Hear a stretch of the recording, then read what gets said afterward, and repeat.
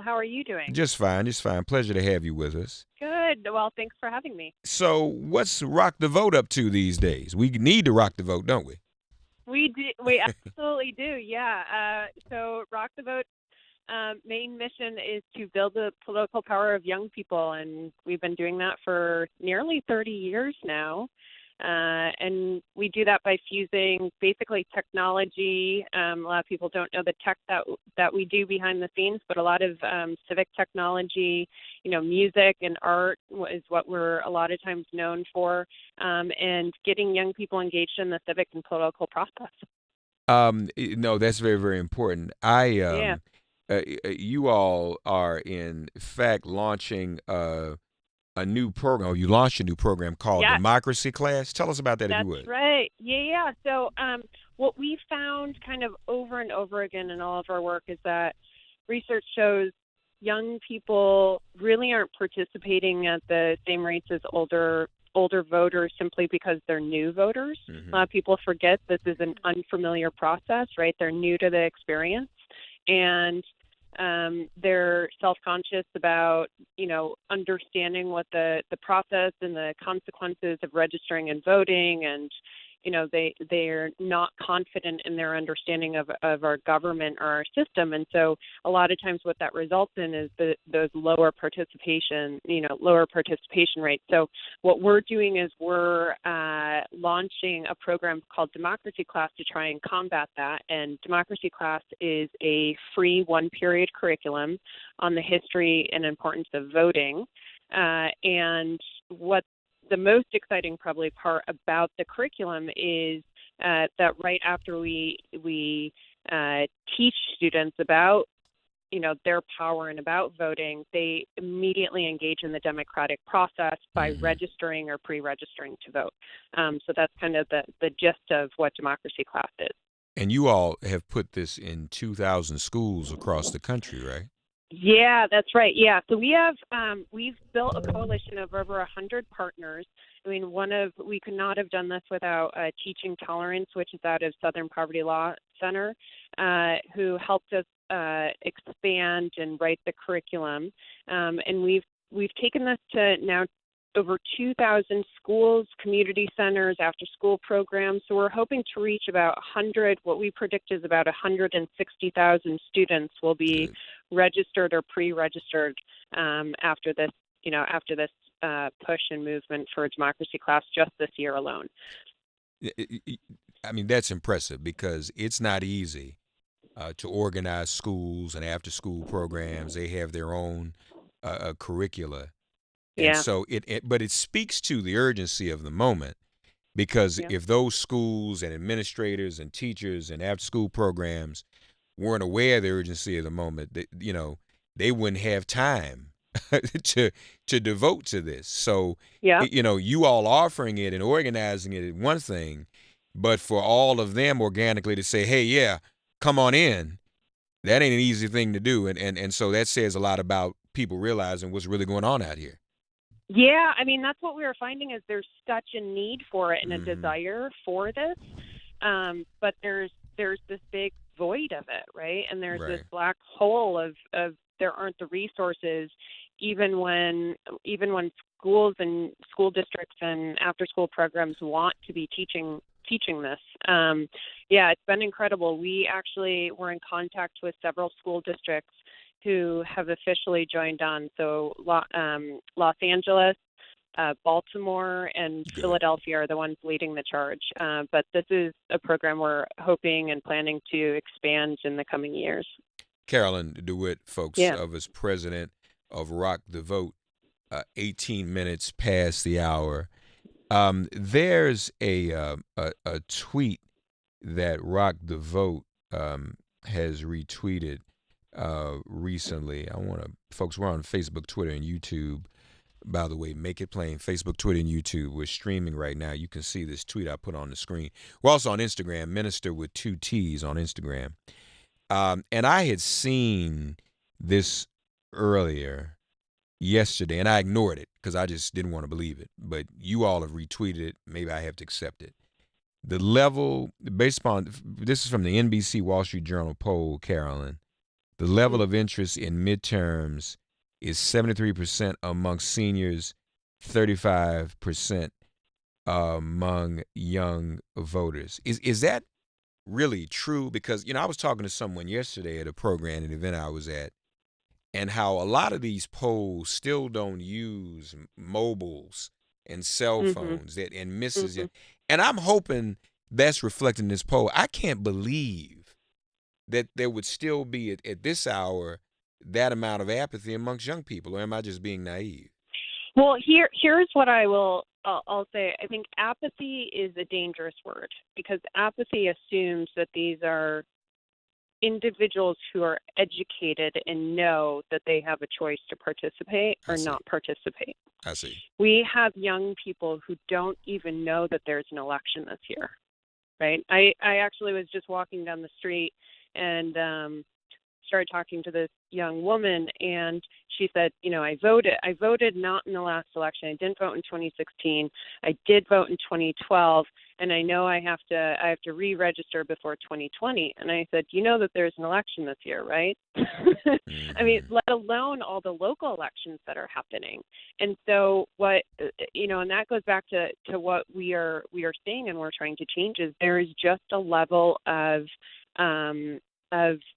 sadly not knowing how our system works, not realizing that, local officials are elected, that they can elect their DAs, for instance, or their mayors, or that they have the power to change, what's going on around them. So I caution that it's not apathy. I think it's a level of not understanding actually how they can use their power, how they can use their power and how our democracy works. Yeah. I mean, fair enough.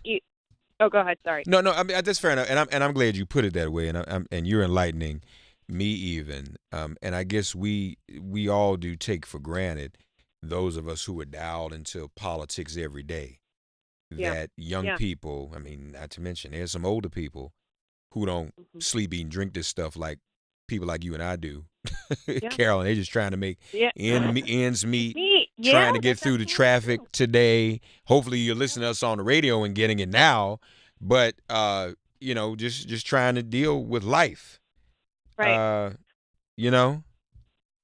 I mean, we have just civic education. I mean, you think back to probably when, we were in school, civic education has gone down the hill in the last few decades. I mean, we have 10 states, 20% of the country that doesn't require civics at all, right? Right. 31 states only have one semester, and that's 3.5 months of your, K through 12 dedicated to civics. And a lot of times that's not enough time to go into the practicalities of what's going on. And a lot of times those requirements can be filled by general social studies classes. So, so that's where it's on us. We've really failed as an electorate and our state legislators and our, we need to do more to prioritize civic education so young people will participate. And make it a priority. Now, right. So that's pretty much Rock the Vote's mandate. You all are the ones who really are going to try to make sure that 35% number, I guess, comes up. If there are people who are listening who are at a school or a school district or a city that is not offering this democracy class, is it too late for them to reach out to you? No.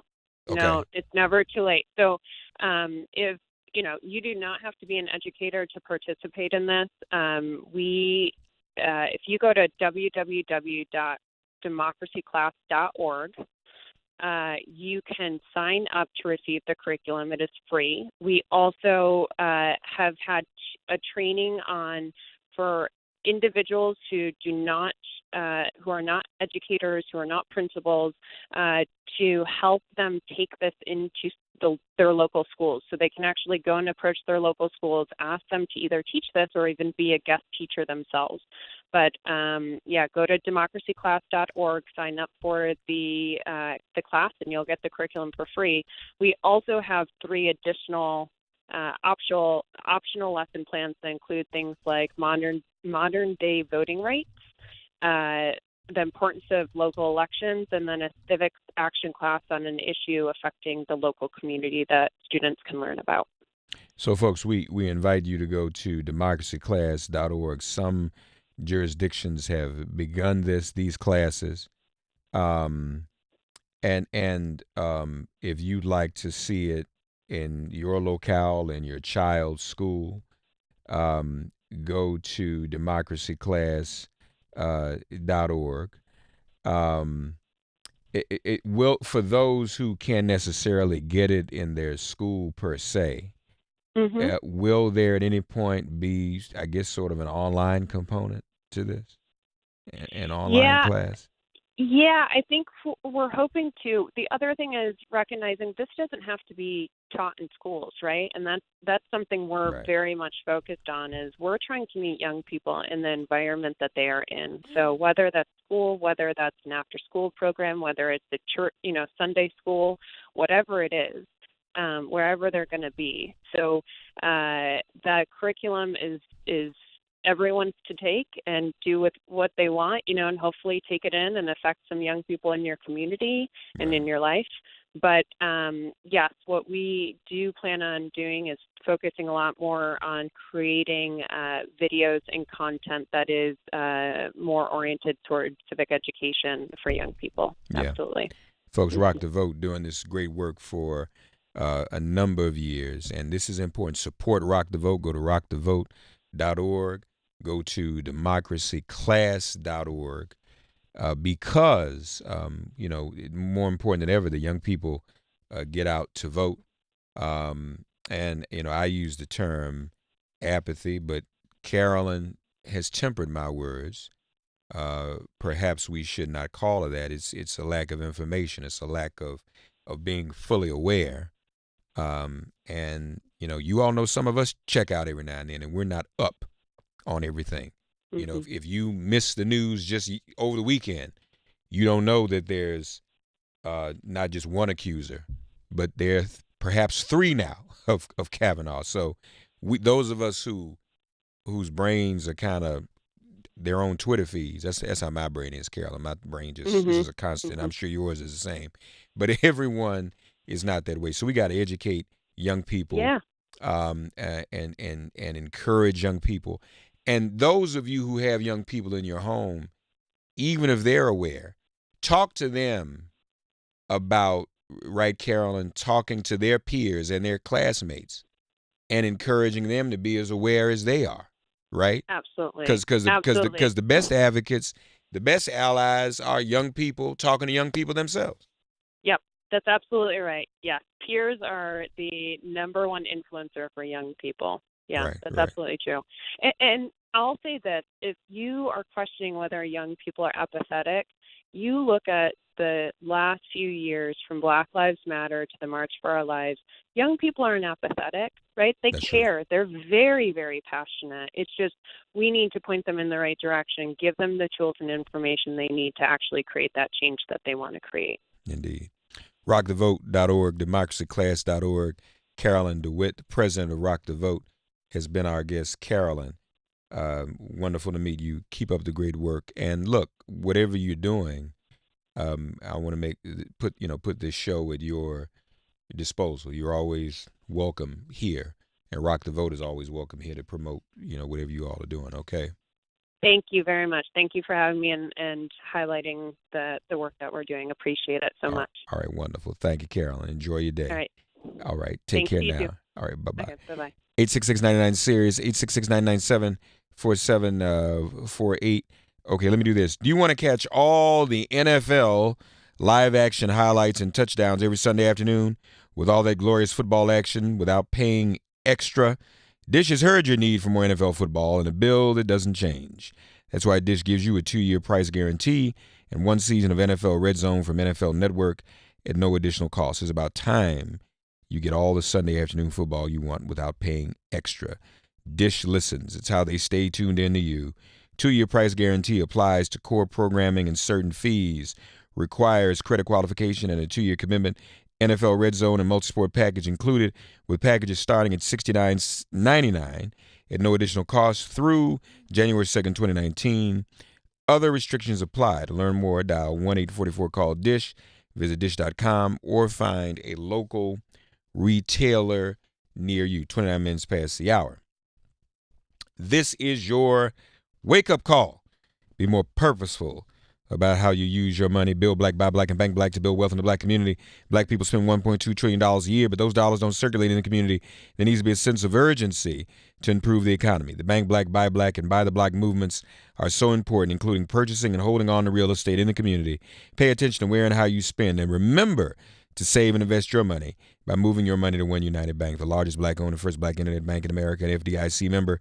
You join the Bank Black movement using your Mona, Amir, or Lady Liberty Visa debit cards with their powerful, proud images celebrating blackness. Shows the world that black money matters. Just go to oneunited.com. There's oneunited.com. Open an account and get your Visa debit card so you can bank black, buy black, and build black today. Half past the hour. I wanted to just say something about an experience I had yesterday, and then we're going to get back to more of your calls. 866-99-SERIOUS if you haven't had a chance to join us, and we're still streaming on Facebook, Twitter, and YouTube, Make It Plain, and on Instagram, Minister with 2 T's, with my brother Sean King on yesterday. We're going to get Sean on the air in the next day or so. Jay Gillard, who was one of the young people in the Santa Fe, Texas high school when that shooting happened last spring. Jamel Lyon, one of the Parkland school shooting survivors, and others. We were at Antioch College yesterday for a Freedom to Vote rally. Antioch College was the alma mater of Coretta Scott King. And it is at Antioch College where you have the Coretta Scott King Center, a beautiful facility. A beautiful tribute to Mrs. King. Antioch College has always been sort of an abolitionist type school founded by the great Horace Mann. But we talked about the right to vote and the importance of voting. And, you know, I spoke yesterday. I talked about this being as much of a pink wave as a blue wave. And more than ever, women need to stand up and be heard. In light of what's happening with Kavanaugh. And as we said earlier, you know, you've got Bill Cosby facing sentencing. He may go to prison. And maybe that's what Bill Cosby deserves. I'll let the court decide that. It's not a question of his guilt. Obviously, he's guilty. The question is whether or not he should go to prison. Versus Kavanaugh in the same week, potentially being appointed to the Supreme Court. Bill Cosby might go to prison. Kavanaugh might get put on the Supreme Court. So that's problematic. In the same week. Maybe separate them about 3-4 weeks or a month. Maybe I wouldn't notice. But in the same week. Mrs. King said she said, if the soul of the nation is to be saved, women must become its soul. And spoiler alert, you know, we're in studio with the immortal Iron Fist, Andrew Marcello, who our associate producer, who bears a striking resemblance to Danny Rand. Spoiler alert, the second season of Iron Fist, I've watched the whole thing. And in the Iron Fist, non-popular culture movie watching Brittany, in this season of the Iron Fist, Danny Rand, the immortal Iron Fist, is battling to get the Iron Fist back from Davos, his childhood competitor and brother. They fight with the Iron Fist. Danny has it. Then Davos gets the Iron Fist. And then Danny realizes he wasn't worthy or ready to wield the Iron Fist. And he says to his girlfriend, Colleen, the Asian sister, you would know what to do with it. You should wield the Iron Fist. So the Iron Fist, the immortal Iron Fist, goes to a woman. I said this on yesterday at the Coretta Scott King Center. So if you can't, as a woman, like Mrs. King said, become the iron fist, you at least ought to become the soul of the nation. Get out and vote. Young people that you know, talk to Rock the Vote just now. Young people in your orbit, in your universe, encourage them to get out to vote. Women, Gwen Moore said it too. I love what she said. You all know who the trifling ones in your family and your orbit that don't vote, that don't do what they're supposed to do. You know who they are. Some of y'all might, as women, might need to say, hey, dude, we can't get down. We can't date. You can't take me out. Look, people ask people for certain things. Next dude hollers at you. Ask him for his voter registration card. Boom. Change overnight. So it was really an honor to be at the Coretta Scott King Center. She gave her life for us. Because she shared her family and her husband with us. Gave her life, risked her life. God bless the memory of Coretta Scott King. And, before the week is over, I'm going to get the executive director on here with me and Sean King. We're going to try to get him this morning. Myla Cooper, the wonderful director of the Coretta Scott King Center at Antioch College. She wasn't available this morning. But we're going to try to get her on maybe tomorrow for a few minutes so you all can meet her and know about this great institution that exists in Yellow Springs, Ohio. All right, plenty of calls. We're going to, ladies, go first. New callers, we want to hear from people. Why don't we do this? Let's go ahead and get this break out of the way. And then we come back. Kevin, coming to you first with your experience. 866-99-SIRIUS. 866-997-4748. Don't go away. Sirius XM Progress 127. Resistance Radio. God bless you. Good morning. Get woke. Get rid of Kavanaugh. Get ready for impeachment. This is MIP. I stay woke.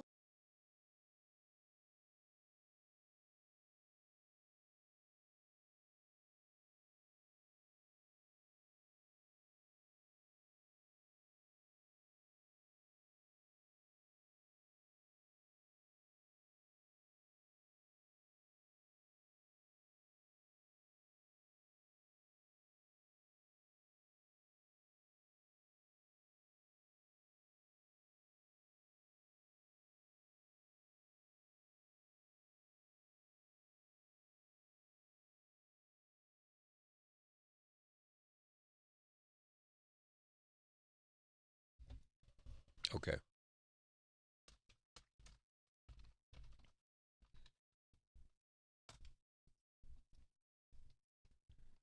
All right, everybody, we're in a commercial break, and then we got a bunch of calls. So stay tuned. And, feel free to comment on either of these streams, especially Facebook and Twitter and Instagram, if you got something you'd like to share. So we'll be on the lookout for it.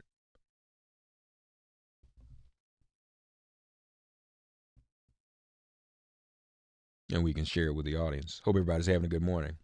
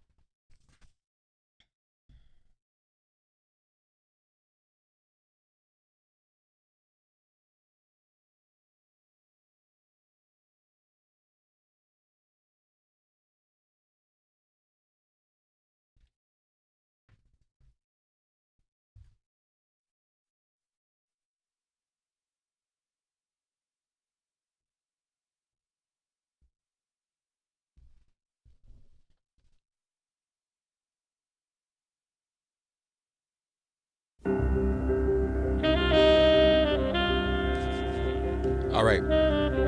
So let's get some calls in and people sharing their own stories.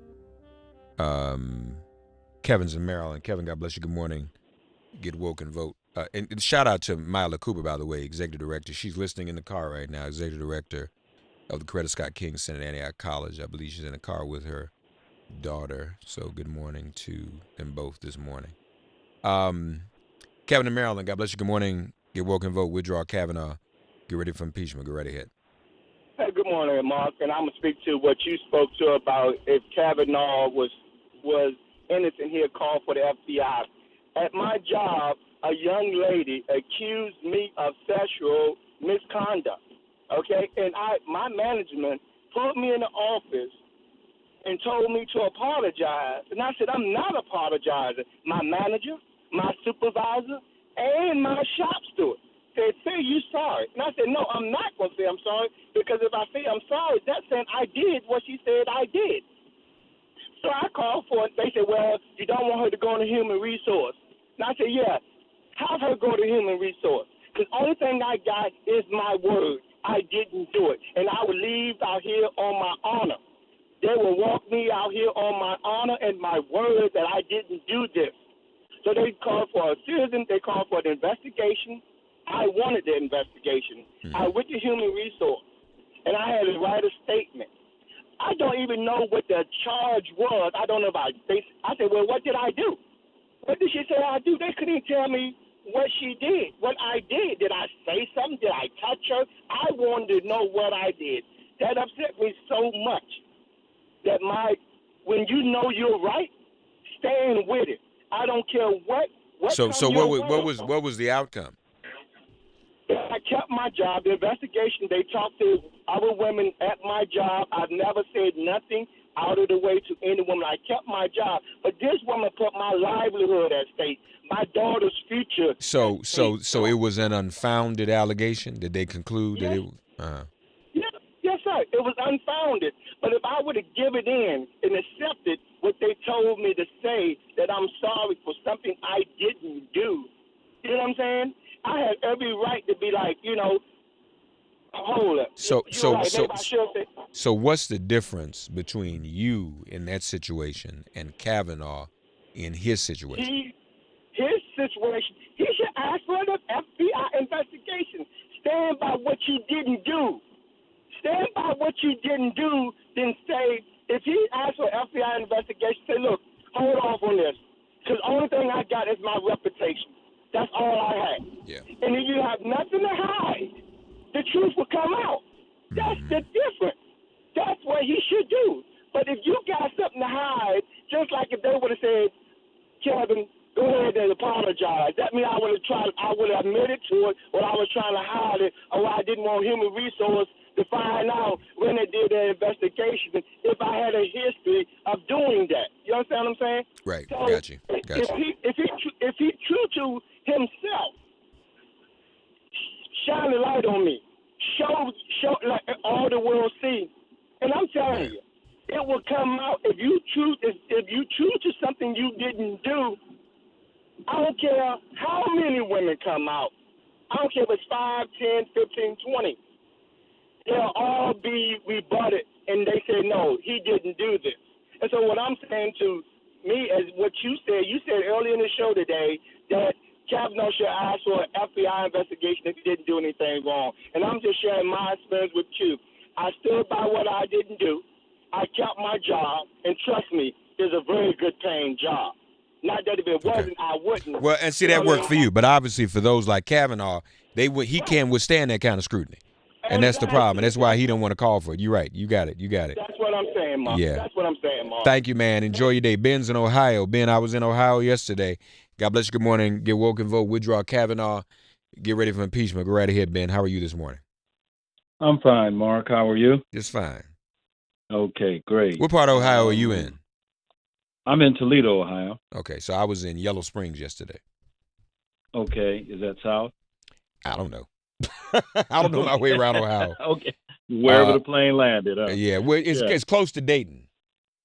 Okay, because that's my daughters are down at Ohio State in Columbus, so that's why I asked. Okay. Yeah, I was just calling to make a comment on, I think it was Michael from New York. They called in and said that his family member, 39-year-old son. That was Calvin in Alabama, I think. That was Calvin in Alabama, yeah. Okay. So what I wanted to comment on is that very often, I work as a therapist, and very often when families are involved and families find out about what's going on, there's a vicarious trauma that could take place. So, and I think he was speaking to that, how he was affected severely just from hearing about his son. And you made a good suggestion that the family get therapy. And oftentimes, some are willing to do that, some are reluctant. And so what I wanted to add to your good comment was that he should seek therapy even if no one else does. He needs an outlet for his vicarious traumatization that's going on. And I just wanted to encourage him to identify resources in his area and, seek help for the family or for himself. And did you say you're a therapist? Yes. Okay. Yeah, I work in mental health and substance use disorder treatment. I see. Okay. Yeah, and the other thing I wanted to point out how does this type of trauma affect one's mental health, Ben? Okay, that's exactly where I was going. Okay. It can play a role in emotional, behavioral, cognitive, spiritual, and or physical development. And I think you had a caller who spoke to that. It's also known that trauma is a common history of people who present with substance use disorder and mental health symptoms. And people are not always aware that that could be part of or the root cause of their disorder that they're presenting with. And also by having these disorders of substance use and mental health disorders, you are more likely to experience a trauma. So it works both ways. And so that's the relationship between the two without getting to a whole lot of details. Yeah. Good points. But I also wanted to add something about what you were saying. And again, I just think you made such a great comment about how, Bill Cosby will be treated, as opposed to a Kavanaugh and even a Trump, Mark. I think that's kind of gotten lost in the shuffle of all this.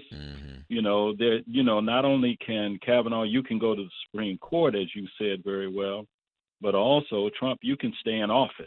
Right. For all of this time, and white privileged Republican men can commit sexual assault. I'm sorry, let me add it. White privileged Republican men and their personal Uncle Toms, like Clarence Thomas, can commit sexual harassment and assault and be rewarded for it and ascend to the highest offices in the land. But if you're Al Franken, in the world will be made. Al Franken, John Kaiser, you got to go. Not that was wrong. I'm not saying they shouldn't have gone. But one of the reasons we took that moral high ground, some of us, was because it just clears the deck for everybody and it creates a standard of moral authority and accountability for when even the other side does it, but the other side doesn't adhere to it. And then in terms of Cosby, I mean, to hear Lindsey Graham worry about, I don't want to destroy this judge's life and career. But what about the lives and careers of the women he abused, sexually assaulted? What about the life and career of Bill Cosby? Since it's all about saving people's lives and careers. Yes. I mean, and no one can argue. Not even those politicians can argue that Bill Cosby didn't do a lot of good things for a lot of people. And he affected my family directly by sponsoring my cousin in the Indianapolis 500. Is that right? I think he was the first black, race car driver on that level. And, it's just a personal testimony as to how he directly helped him. Who's your cousin? Willie T. Ribbs. Okay. You can look it up. You can Google it, Willie T. Ribbs. Yeah, I know that name. Yeah. So, I mean, I have close ties to that, and I'm like you, Mark. I don't, I don't know what Bill Cosby did or didn't do, and if he did it, he certainly deserves to be held accountable for it. But, there's no denying the double standard either. Well, and in the same week. Now, again, Ben, you might be able to get me to overlook it if it's a month apart or two different time periods. Yeah. But you can't tell me you're going to, in Mitch McConnell's very inappropriate verbiage, we're going to plow him through. You can't plow him through the same week and then send Bill Cosby to prison. And I'm sorry, white folks. Yeah. Bill Cosby was y'all's dad too. He was America's dad. Thank you. Y'all used to love Bill Cosby. And people forgot that. So you can't plow through Kavanaugh in real life and then put the fiction dad in prison, and then I'm supposed to that's traumatic. That doesn't work. So explain that to children. No, you got kids. Yeah. Can you explain that to children? Well, little Susie and little Bob, Bill Cosby's going to prison, but Brett Kavanaugh is going to be on the Supreme Court, so that when you're adults, as you grow up with your children, he will have made decisions to impact you. But Bill Cosby just did a TV show, and he ain't do. No. Yeah. And Trump's going to be in office until something else happens. Trump too, right? All of that. But that's not going to be the reason why he's ousted, if he's ousted. And there's so much protection around Kavanaugh and around him. Right. Just the fact that he's been at the White House, preparing for these things. You talk about conflicts of interest and all of that kind of stuff. Right. And that's being talked about as if that's just normal procedure. Right. That's just the way it is. That's right. Yeah.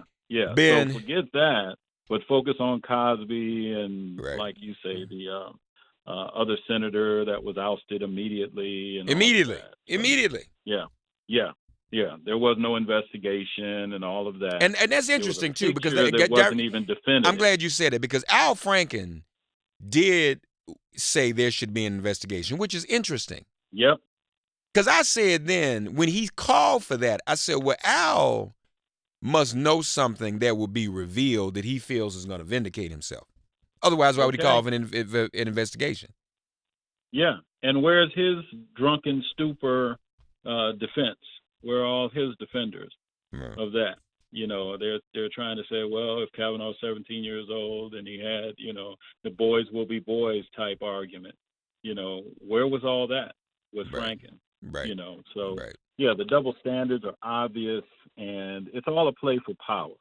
Yeah. And that's the last comment I wanted to really make, Mark, that we need to be careful not to lose sight of why Kavanaugh is so important for the Republicans and for Donald Trump to be installed on the Supreme Court. And that's because of his view that presidents are basically above the law. You project. Not be subpoenaed and all of that. Individuals project their own misbehavior on the others. So if you do something wrong, you assume everybody else is. So the spouse that cheats then is paranoid and assumes that the other spouse is reciprocating and cheating, right? Even if that spouse isn't doing it. Right. So watch this. Right. Watch this. This is why you got to plow through. You got to plow through. Because when McConnell when a Democrat was in the White House, McConnell said no more Supreme Court appointments. They know that if we win the Senate in November, then you will not get another Supreme Court appointment in Donald Trump's term. You won't. Shut it down. It'll be 4-4, which is good. Shut it down because you cannot have this court deciding his legal fate. That's why they want to plow through. Because they know that's what's going to happen. That's right. They could have videotape. They could have videotape of him doing everything Bill Cosby did, and they still put him on the court. Yep. And they're so stupid. Right. Plow it through. They're so stupid. They could get somebody else who's stealthier if they wanted to. But it's just this white, evil, white, no good, white male privilege power. We're going to get this one. You're not going to make us, you doggone women. You can't stop us. You can't make us stop doing this. This is the man we want. We don't care what he's done because we've all done the same thing and worse and do not care. Okay. Yeah, I hate to, well, I don't hate to, but I just tremble at what Mueller and other people who have not come forward yet have on these people who are defending all of this wrong. Let me just call it that. Well, Bob Goldstone came out this morning, who he interviewed, and said that he regrets setting up the Russia meeting in Trump Tower. The music executive, he said he regrets it. All right, so I'm sure he's going to have more to say during the course of the day. I got to roll on, man. Appreciate you, Ben. Thank you for your expertise. Love Michael Avenatti, too. He came out with that new one today. Well, we don't have a name yet. We don't have details yet, but we'll see. Thank you, buddy.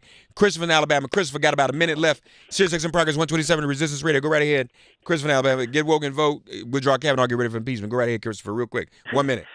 Just talking, listening to the lady about the democracy class, my mother had actually had an opportunity as a gifted and talented teacher to create her own curriculum. She was able to create a civics class that was able to walk the middle school students through what it means to actually create a bill, what has to occur, what has to be in place. And her final goal of that class was to get the students to either work on or change a bill. She did have one, so. Good. Glad to hear. Listen, man, good to talk to you. Enjoy the rest of your day. democracyclass.org, rockthevote.org. Check that out. Much love to Mila Cooper and the Coretta Scott King Center and Antioch College for having me out yesterday.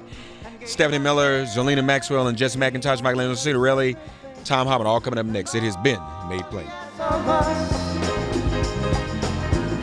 Is we give each other love.